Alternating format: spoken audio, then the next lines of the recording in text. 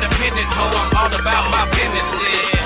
I consistently continue to bring energy and known to keep it popping like I'm full of electricity. Try to hold me out, I wish you would have the audacity. Take a rap laxative, now I'm shitting on the industry. Self-made not a title, cause it's my identity. And wear it on my skin like it's a part of my ethnicity. Mary keep on blowing like instruments in a symphony. That keep a player buzzing like Twitter when you mention me. Being 100's a everyday living tendency. And ain't faced by hating, it makes me increase my intensity.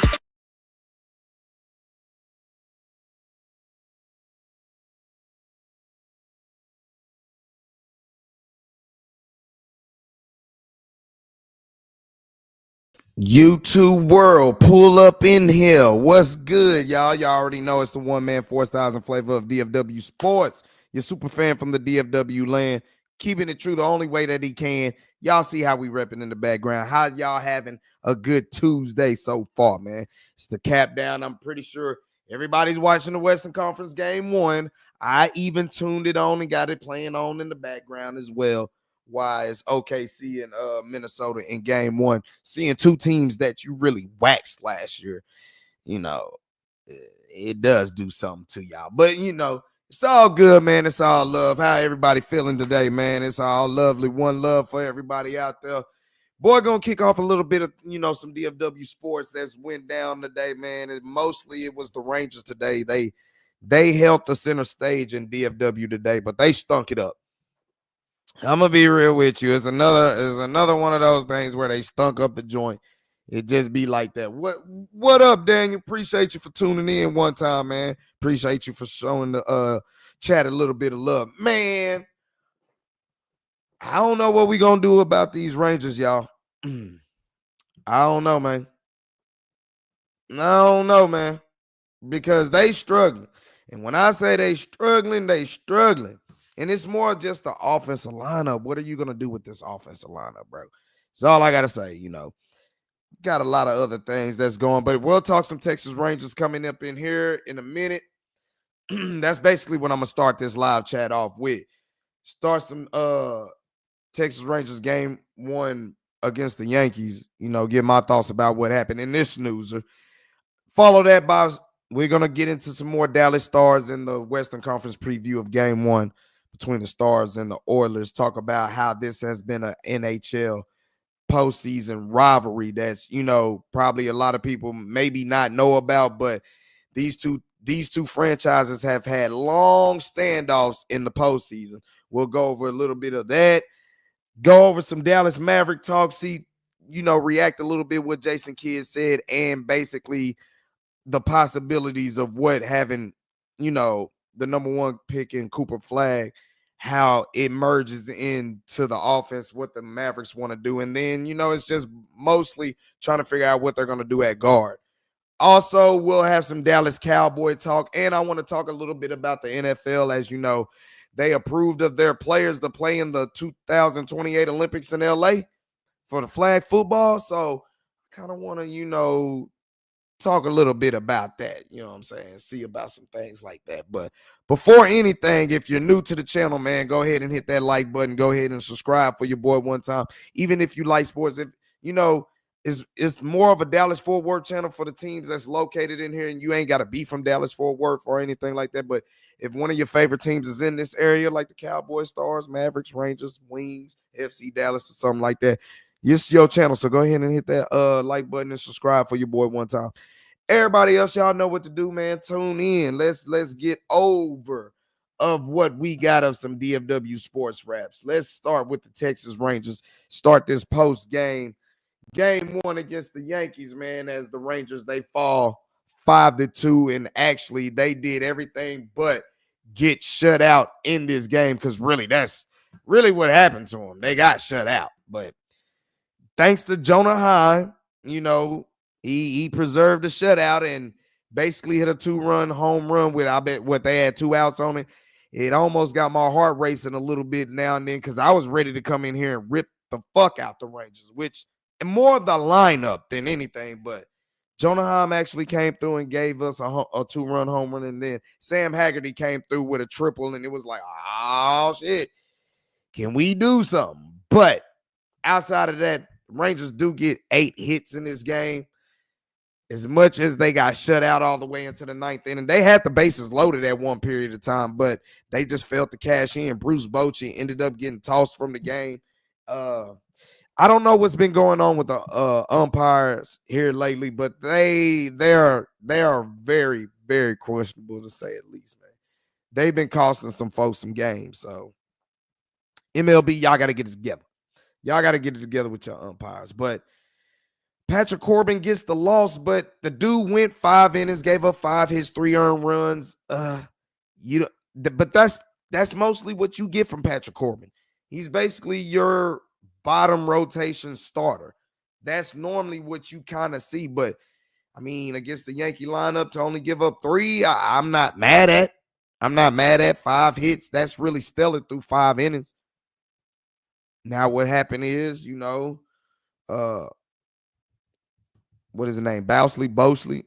Can't even pronounce the name right, but he come in there and he give up another, more on base. Bullpen is under siege now, but at the meantime, in between 5 innings, before the bullpen even came in, the Rangers had their opportunity. They load the bases. They just can't do nothing with it. And that's basically been the theme of what's been going on here for the Texas Rangers. I can't call it for them. I really can't call it for them. It's just a team that's offensively challenged right now. Like I said, 35 bat attempts. They got 8 hits. They put up 2 runs, but the inconsistency that you're seeing is, of course, Adolis Garcia. Jock Peterson, bro. For me, it's just not working. The combination of him and Jake Berger is really not getting you anything right now. Now, Jonah Heim and Josh Young have been 2 guys who, for the lineup, is cooking. Josh Young had 2 hits.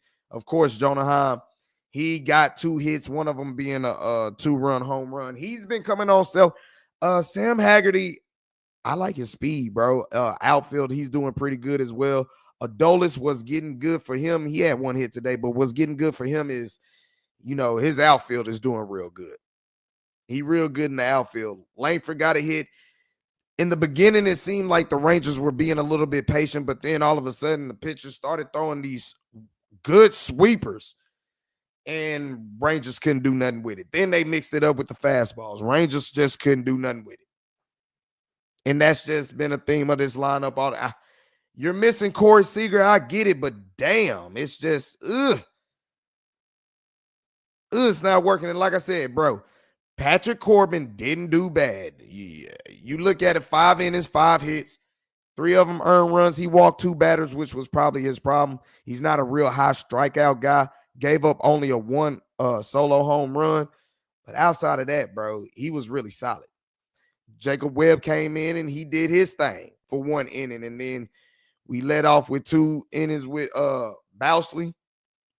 And he got towed up for 3 hits. That gave up 2 more runs. But pitching staff, other than that, 9 hits, 5 earned runs. Patrick Corbin gave up 5 of those hits, 3 of those earned runs, but still gave you 5 quality innings. Still, y'all just couldn't do nothing with it. You couldn't do a damn thing with it. Now, like I said, 9th inning now. Game 2 tomorrow, you'll see Jacob deGrom on the mound. And it's like, okay, well, if Patrick Corbin basically gave up 3 runs, well, I expect 2 or less from Jacob deGrom with his ERA. It is like, what, 229 or something like that? I expect him to give you a shot in the arm, to at least give you a chance to compete. At least. But, Astros ended up losing today, which kind of helped us for the still trying to catch game, being that contention race of the AL West, sitting behind Seattle. And hopefully Seattle, what did they tie it up right now? They're still losing to the White Sox right now.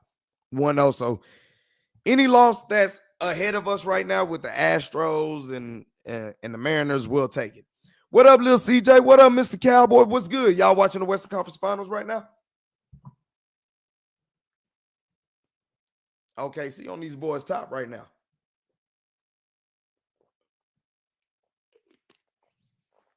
OKC on these boys' top. They on their top, man.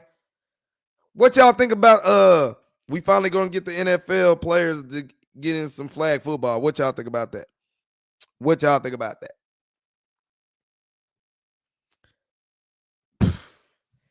But yeah, my Texas Rangers right now, bro. If they didn't, had they got shut out, I'd have been pissed, bro. I was gonna come in here and I was gonna rip this lineup a new one, bro. But they were able to get something. Credit to Jonah Heim, and like I said, he's been swinging the baseball bat at a consistent rate here lately. Him and Josh Young.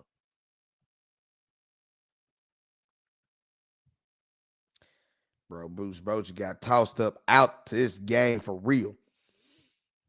Bro, ever since he kind of made that decision, he been unhinged. Ever since he made that decision Friday night to pull Nathan Eovaldi, he's been unhinged. But I'll be unhinged too if my lineup is playing so piss poor, bro.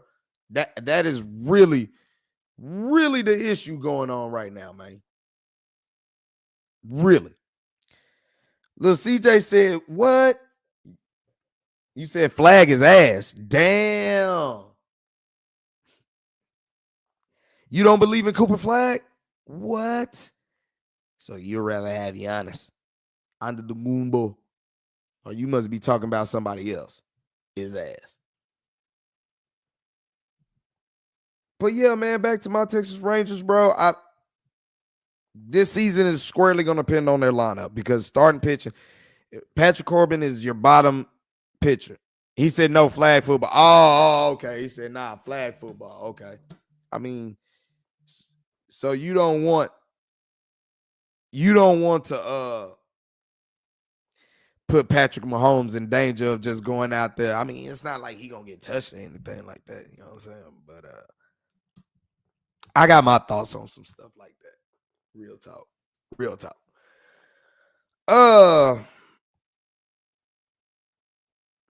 What I look for in the Rangers tomorrow, who pitching matchup, like I said, you get Jacob DeGrom Day. You get him to go up there against damn, it's not even popping up. I just know that it's gonna be Jacob DeGrom that takes the mound. It's gonna be a busy day tomorrow, along with the Wings and the Minnesota Lynx. And then, of course, we get that Western Conference Final. So let me jump into that. Man. As like I said, the Rangers, they're just gonna have to. Like I said, if Patrick Corbin gave up 3, then I'm pretty sure at most DeGrom is giving up 2. Can y'all get 4, 5 runs? I'm telling you, that is the magic number for this offense. If this lineup can somehow get 4 or 5 runs, they're gonna win. But if they can't, they're gonna lose. Their pitching is gonna give them. Their starting pitching is gonna give them every opportunity, every chance, long as they stay healthy to do it. But until they do it, I don't know what's going to happen. And another thing before I jump into the Dallas Stars, another thing with the Rangers, we credit Chris Young for being aggressive, making moves, trying to retool this whole lineup and everything else. But at the same time, he's making moves, but what type of moves is he really making? Because they're actually making moves where is it better in the roster? Because we haven't really fully seen it yet. And how do you better the roster when you're basically spending on a budget? Because their clear mindset is, look, we're gonna stay under the CBT, the collective bargaining agreement tax threshold. That's what they're trying to do. And if that's your case, then you getting a lot of, you ain't getting the wholesale parts. You getting like, resold parts. So it's just, you got to pick and choose your battles, what you got to get. And people say sooner or later, Jock Peterson got to make it happen. And so is Jake Berger. But this is supposed to be a lineup for slugging. And just, it has not happened this year. Everybody else got to follow suit and do something. They really do. So I don't see what moves that the Rangers can make unless they give up a couple of young prospects to bring in some more. But with the way their money is looking and with them being very hell bent on staying under the CBT tax threshold, this is something they're going to have to deal with. And if they make more moves, it's probably just squarely going to be on the bullpen. It'll really just be on the bullpen that they're going to spend money on. Evan Grant even said that. He was like, man, look, he had an article in there was where Chris Young is saying they're looking to win. You got to consider the best arms. Remember, we talked about that, but they ain't got no money to spend to get some best arms. You ain't got best arm money to spend unless you want to go over that tax threshold. And that's something that they don't want to do. You feel? You feel me? You feel me? Oh, what we got? Oh, yeah, he said don't touch his goat. I feel you, bro. I got mixed emotion. I don't even think dudes will actually be playing hard in there, bro. Like, I got a thing to say. It ain't gonna go into the USA favor because they're gonna be heavy super dogs, and it ain't gonna mean a damn thing to them to go out there and play that shit because they don't make a living playing flag football. That's my point. Everybody else will be like, yeah, this is our chance right here to show that. But they don't make their contract money by playing flag football. They playing NFL football. Let's, you know what I'm saying? Let's put that all the way out there.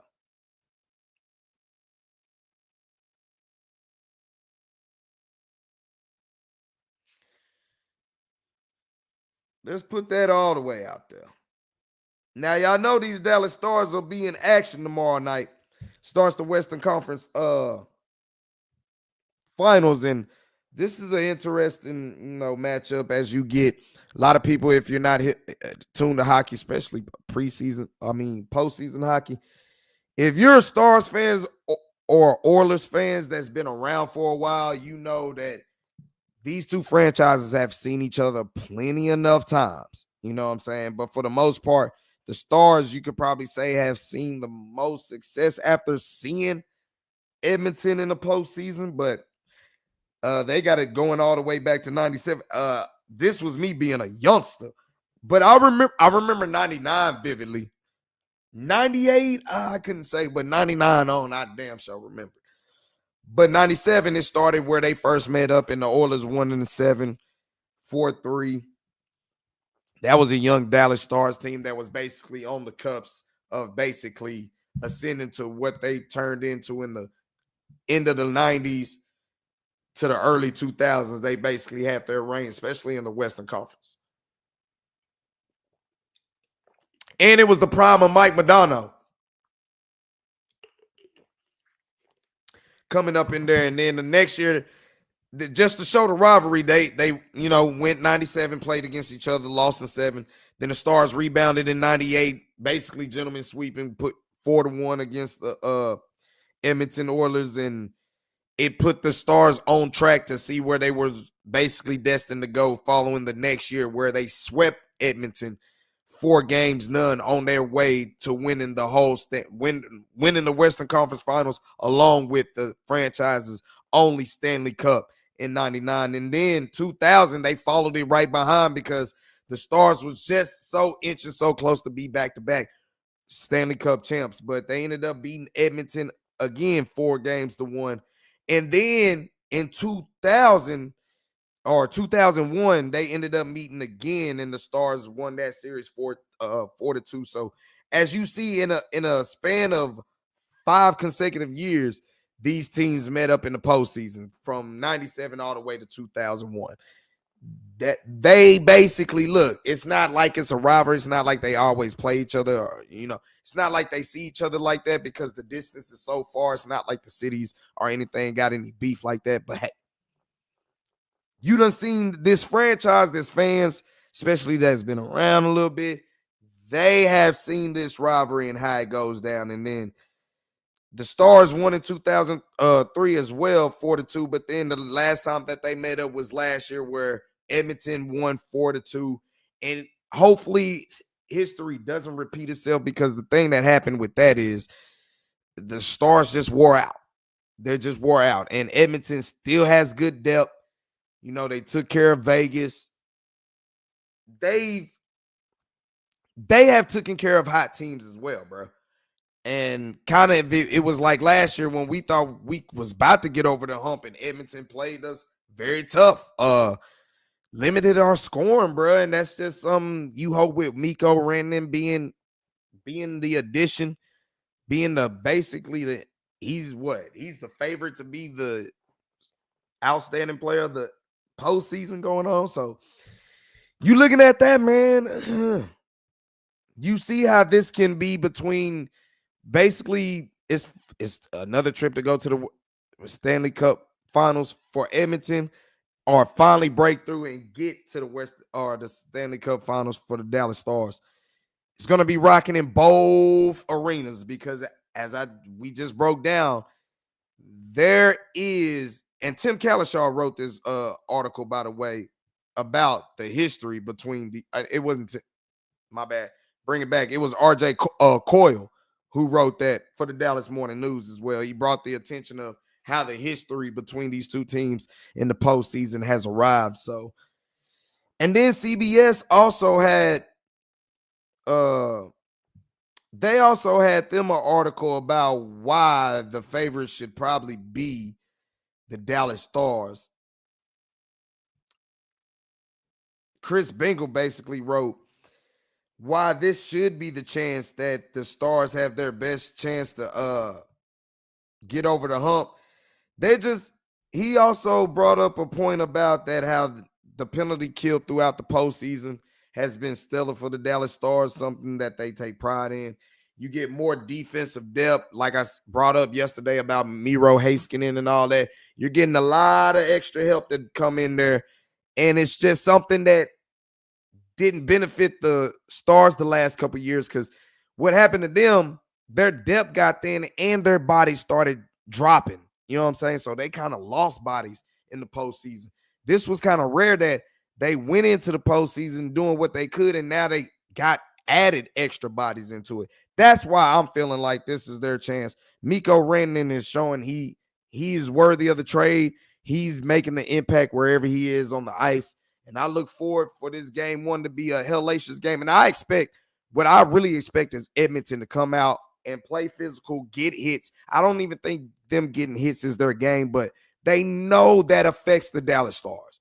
So what the Dallas Stars has got to do is just play with some force, like some urgency, and play with some force early.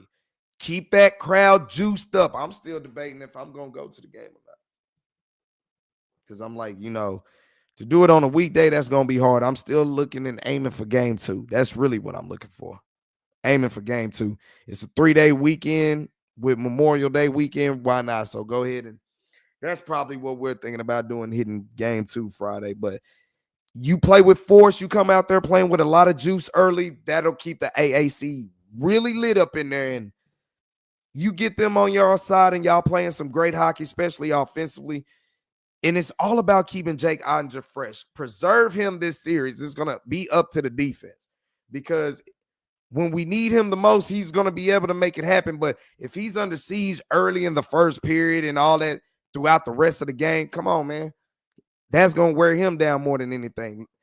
Protect him so he can help protect y'all is what we're looking for.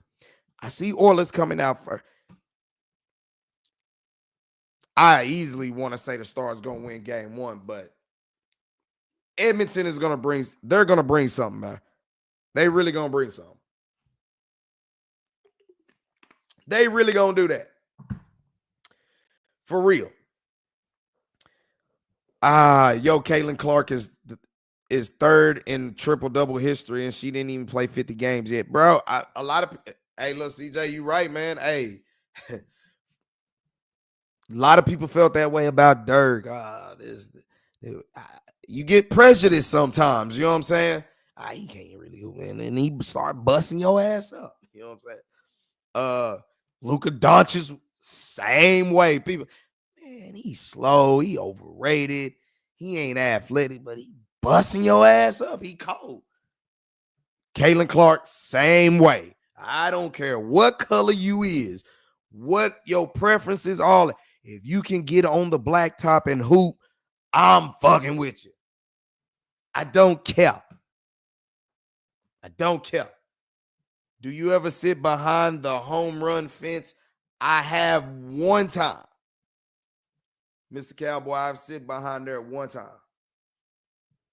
But like, when I'm trying to get like my vlogs and my footage of the game, it's like you got to really zoom in. And when you zoom in on the camera, you got to actually be focused. And I've been drinking and I'm into the game. Man, I'll be all this. The wider zoom you go in, you got to like be still. So that's the reason I really don't go for the outfield right there. Claps, what's good, man? Appreciate you chiming in. Rangers, boy, I mean, they're starting pitching, like I said. If their starting pitching wasn't good, bro, they could easily be like double-digit games under 500, bro. Like, real talk. But their starting pitching, without a shadow of a doubt, is making things happen. For real. People glaze Kevin Garnett. Dirk used to and people used to get mad about that. Like, man, Dirk ain't even that good. All he wants to do is sit on the outside and shoot.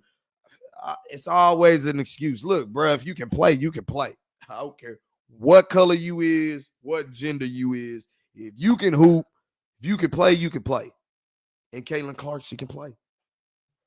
She can play, but boy, those used to be memories. You know, they had to talk about this the first time in 29 years that a California team or a Texas team is not in the Western Conference Finals. And they like, damn, bro. I mean, Texas do got 3 teams. California got like what, 5? Who you got? Golden State, Lakers, Clippers, Sacramento. It got to be one more team. I know I'm missing another team for some reason. Maybe not. But yeah, I mean, it is what it is. Little CJ said, and he said, bro, for real. But KG was tight, though. KG was tight. But like I said, Mr. Cowboy, bro, I do that wide zoom to, try to zoom in, boy, you got to be still. You got to be still. That bitch, he'll get this shaking, being distorted and everything, man, for real. I don't know what we're going to do about the Rangers. The Rangers, I guess what a lot of people are saying, look, we're going to have to sacrifice everybody in the DFW for the Stars to get over the hump. So if their offense is, I doubt if you see like 3 goal games against Edmonton. This is going to be a tight series. I really still think the Stars are 6. I think they got enough depth to actually make it happen. I don't even think at this point it's about, skating faster or being physical. I just think it's going to be the will to want to. And Edmonton was there last year, but the Stars been knocking on the door about longer than Edmonton has. They just haven't got over the hump. And I think this is the time they use all their juice. And I think Jake Ottinger knows this is his moment to really shine, to show that he's the best goalie in the NHL. Yeah. That's how it's going to have to rock. That's the only way they're going to have a shot. You know what I'm talking about? But I look forward to it. We'll be doing post-game. We'll be doing the post-game tomorrow, so make sure y'all tune in live, man. Go ahead and hit that notification bell, because we'll be going in. We'll talk Rangers post-game, game 2 with the Yankees as well. I'll be going back and forth watching the Wings, but once the Stars come on, it is what it is. I think that game is going to be on ESPN, ain't it? Hell yeah, it's going to be on ESPN.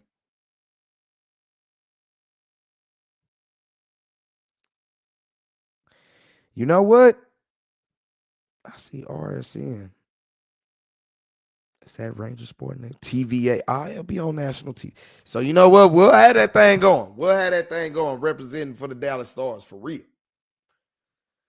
For real. Dallas Mavericks. You know, Jason Kidd, I listened to a little bit of a couple of the clips of the DLLS Mavericks interview that they did with him. But then I also listened to from what the writers had wrote as well, especially our man Mike A. Curtis. You know what I'm saying? A good writer for the Dallas Morning News, Mavericks beat writer. But he had an article basically about what he's interpreting, what he said in that interview about how Jason Kidd, his phrases, that kid from Duke, how they like that kid from Duke really well. They love that kid from Duke. And how does having the number one pick impact the offseason? So, of course, you know, he's mentioning the prospect of adding Flag brings excitement to a distraught fan base and hopes for a new two-pronged timeline that helps the Mavericks in both the present and the future. Quoting Jason Kidd is, "We love that kid from Duke. The first step towards a successful offseason would be the selection of Flag, the multi-dimensional 18-year-old who can become one of the faces of the NBA. Flag is coming off his lone season at Duke where he became the 2025 Naismith Player of the Year, enters the NBA as a versatile two-way skill set that aligns perfectly with Dallas' new defensive philosophy."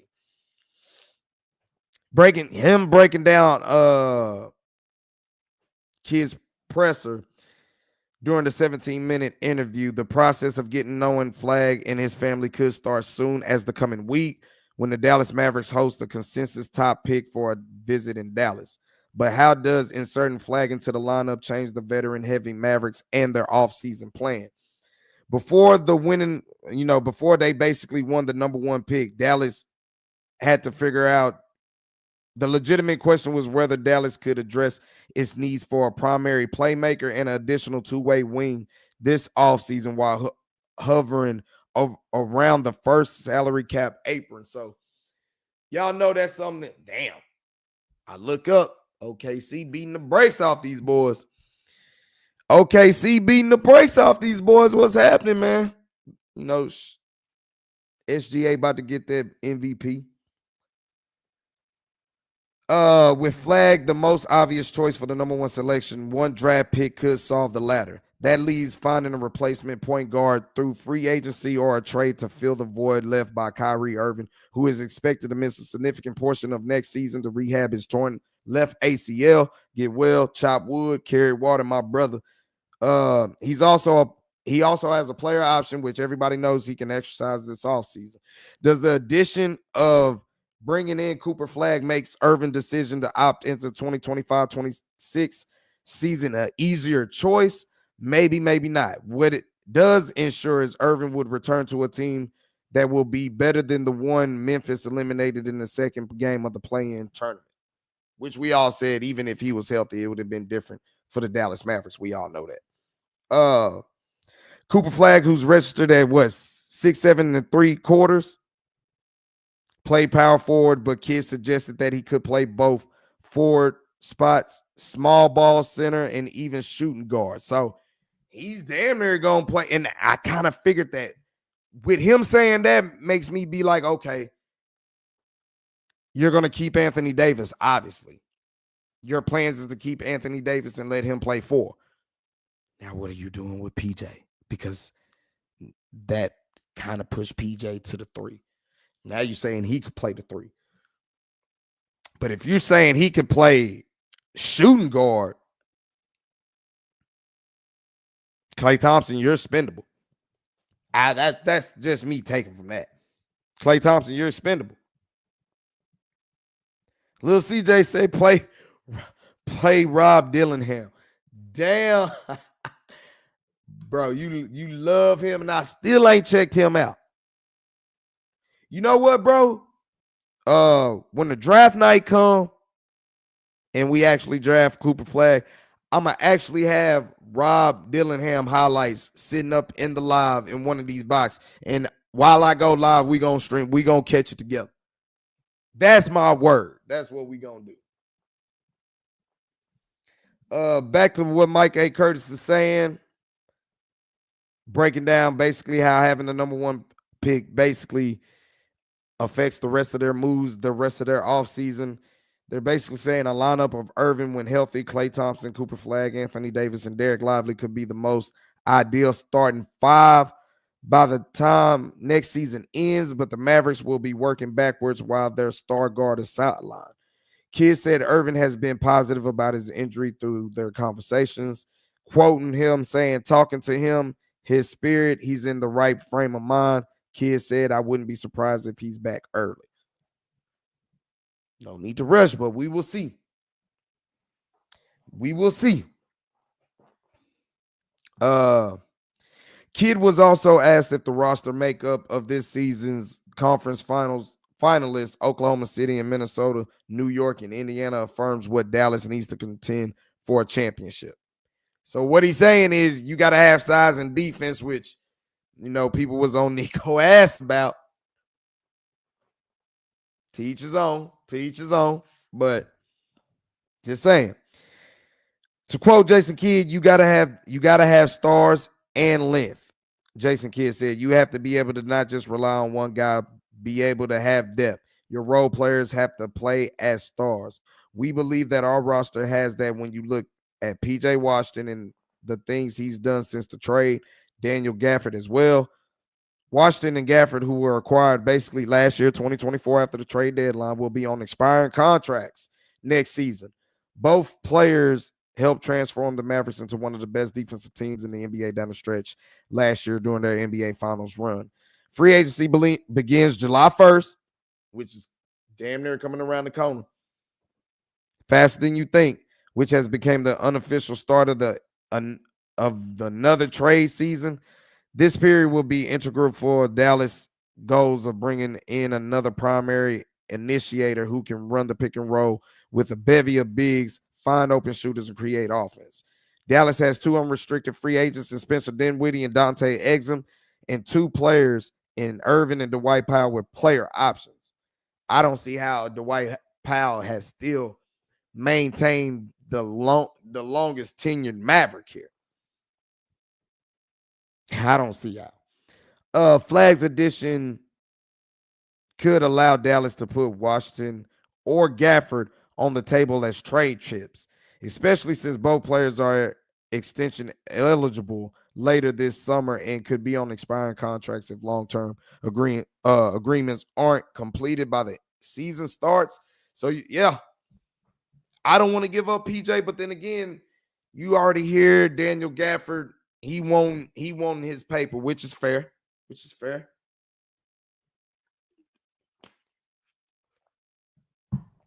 Ain't nothing wrong with it.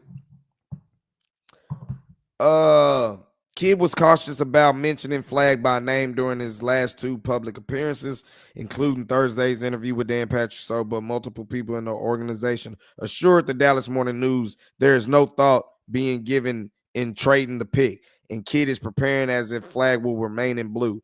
Not the shade he wore in college, but Mavericks blue. Right now, I'm studying the young man that used to play at Duke, Kidd said. So they're not going to trade that pick, but most likely you're going to look at, I think, PJ, Klay Thompson, and Daniel Gafford. They're all up in the air right now. They're for sure up in the air. What they're going to do with it, I don't know. But they're up in the air. They really are. Bro, OKC beat the brakes off these boys. They beat the brakes off these boys. So, offseason getting around the corner. Jason Kidd is basically saying they're looking forward to picking Cooper Flagg. They're not trading that number one pick. So, the NBA draft is going to be very simple this year because y'all already know where it's going. Unless Jason Kidd get fired all of a sudden and then some things end up happening, which it bet not. It bet not. Oh, it bet not. Talk about Dallas Cowboys right now. Let's switch it up. switch it up to the bottom of what we talk. I gotta save the Cowboys for last. Football season is always a talk in Texas. I don't care what they say.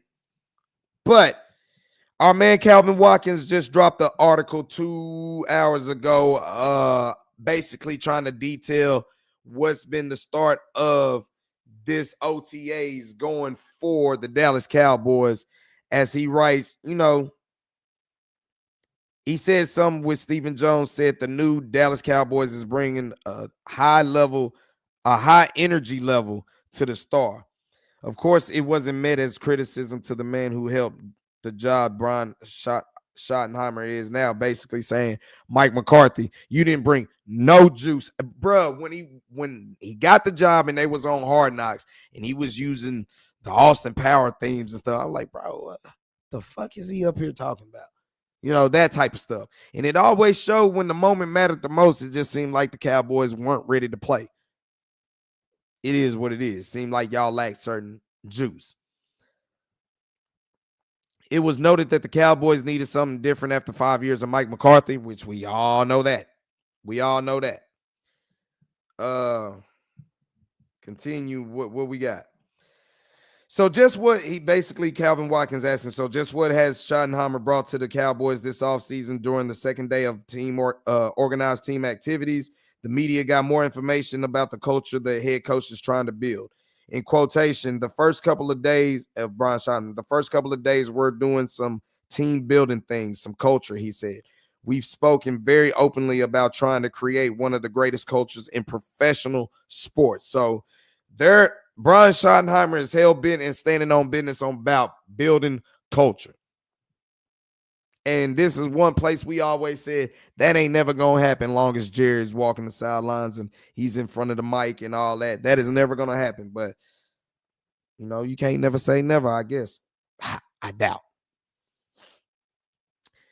As the article continues, Schottenheimer is creating friendly competition among the players through other sporting activities. So it kind of reminds me of how Top Gun, they did a lot of fighting, but then they did the volleyball beach and then the volleyball football, trying to do some extra things to bond and stuff like that. But there's a 10-foot basketball goal set up in the players' lounge and a Nerf basketball goal hung up on top of a door in Schottenheimer's office. Players competed in golf putting contests, and there's the big one. A ping pong table was moved from the player lounge to the locker room. So he's constantly putting guys together to compete. And anything they do, compete. On Tuesday, a couple of players were taking part in a match. Schottenheimer will have dinners with individual players to get to know them as people first, then as football players. It almost feels like it's a college atmosphere in there. He makes sure players support each other in charity events or football camps. It doesn't matter if you're a trusted veteran such as Osa Odigizua, who held a charity event, or a backup linebacker, Buddy Johnson from Kimball with his football group camp, players and coaches who show up. In quotation, in quote, we want to support one another. We're a family, the head coach said. When people have something like a foundation dinner event, then have a football camp, if it's important to them, then the objective and the goal should be to have as many of your family members there as possible. Of course, I'm speaking about our teammates. And, it just brings me to a point because it's like the more you get on a grind on something, it just seems like the people that you thought were cool with you or anything, it's like the people don't want to see you succeed or something like that. You kind of give off a vibe where I ain't got to meet you right there, or I ain't going, check out your shit, or I'll do more criticizing you about something, about how you need to be this or on that or whatever. And then once you actually start doing it, they don't have nothing to criticize about you. They just hate and don't want to fuck with you no more. So we don't want to, and as you saw the fallout between DeMarcus Lawrence and Michael Parsons, that's real life, bro. Like from day one when Michael Parsons came in here, he's been waiting to take over the locker room. He's been waiting to establish himself like he's the HNIC. He's been wanting to do that. And now it's really his turn. And I just think you saw folks get jealous about it. I remember Leighton Vander Esch. He's sitting there, damn, you're really trying to make every play. Damn, bro, we out here playing football. What you mean? What? Hey, you see how the fallout was? So like I said, jealousy and envy play a lot of role. And Brian Schottenheimer say, no, ain't nobody about to be jealous of anybody. We about to be like brothers. We're about to be a family in here. But although your family can hate on and be jealous on you too, you know what I'm saying? It don't stop. It don't stop. But what he is saying is like, we're going to support each other. And probably what he saw was, okay, this certain group fucked with this group and didn't fuck with this. I think he saw a lot of that. And with him not really having too much of say, he just sat back and analyzed that. But nah, he's going to change that. Y'all all supporting each other, whether you like it or not. That's one of the reasons why Schottenheimer asked defensive end Michael Parsons to attend the offseason workouts when they opened last month. In the past, Parson has been infrequent visitor to these sessions, if not, and it's noticeable when his leadership was questioned from critics, which included former teammate DeMarcus Lawrence. Parsons didn't attend Tuesday's OTA sessions, but Schottenheimer said he worked out with the team on Monday. So he did some of his part. He's doing good. He wants his deal, but he said, look, I said I'll show up. He showed up. Micah's, in quote, Micah is going to be a leader for us. Schottenheimer said Micah wants to be a leader for us. He's going to do that. I feel like it's really important for him to be here and to begin that process. Again, it's a voluntary camp. The fact that he did that means a lot to me, end quote. Cowboy players are responding to the energy Schottenheimer is bringing. He's doing a hell of a job, quarterback Dak Prescott said. Great job in building the culture. Everybody's talking culture, so. As Prescott spoke with reporters outside the locker room, Schottenheimer was standing next to the weight room greeting players. In Dak's, quoting Dak, I mean, look at him right there. Seeing him and dapping off guys, that's him, Prescott said. You're going to see him around the weight room, the field, the locker room, preaching about competing every day. But not only that, we're doing that in team meetings, competing at practice. And that's the part about today's practice, right? It's that fine line of competing, but doing it smart and being disciplined about it. And a lot of times we felt, I don't think they practice hard or prepared hard under Mike McCarthy. I didn't see that.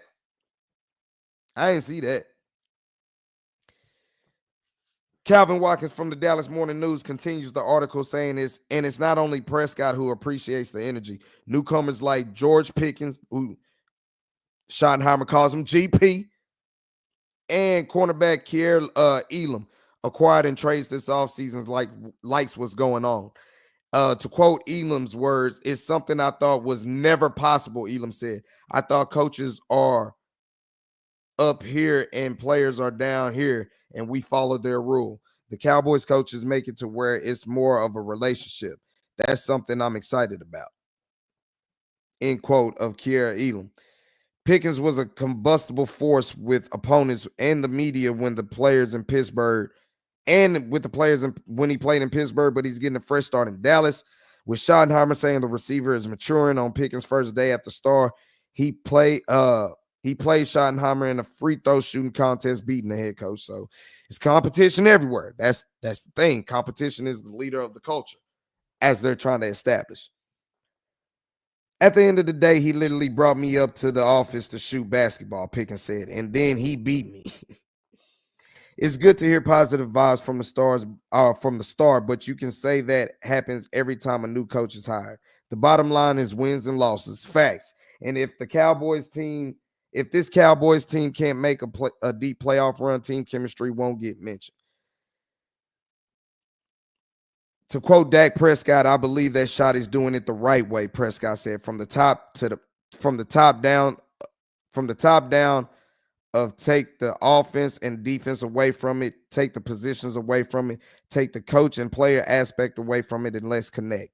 And if you're talking to one of the most optimistic people, I think you'll You're talking to one of the most optimistic people you'll find. I've seen it the way it's going. I see the way people are buying in, and it's hard for me to think anything different.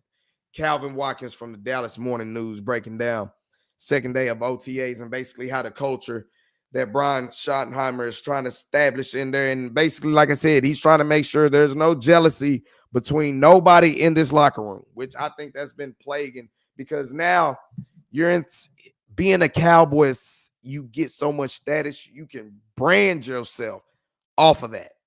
You really can.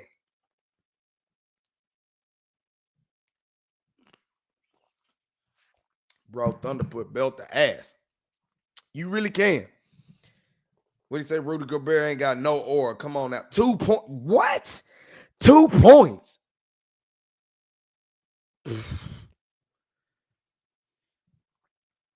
2 points? Damn, son. That ain't good. But yeah, they're liking the energy, and I think Schottenheimer is bringing somewhat of a college attitude to it. It's a young, vibrant energy, you know what I'm saying? To have games all up in there, and if y'all gonna have tours coming through and y'all can't be focused, at least y'all focus on competing against each other. Now, I wouldn't like to see y'all playing games during the weekday during the season, but in the off season, I'm fine with it. I'm fine with it. But he's just trying to basically build that competitive nature. And basically, I hope you hold, if you're doing that with just like off the field with games and stuff like that, making them be competitive, then I want to see that when it comes into the training camp, because I think for the last few years their training camp has been country club if I've ever seen it. Hopefully Schottenheimer, and it's not running them into the ground, but it's have the sense of urgency, because y'all lack that a lot of times, bro, coming out of games. Damn, 2 points is wild, yo. For real. 2 points is crazy.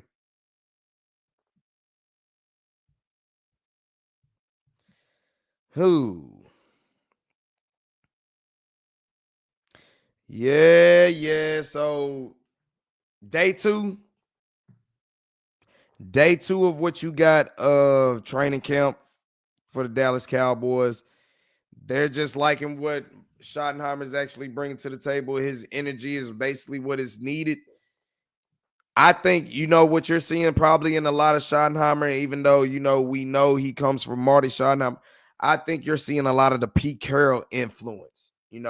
I'll let you be you. We'll have some fun, but give me all you got in between the prep and from the preparation of game week into the game, and I'll let you do what you do. That's how Jimmy Johnson was too.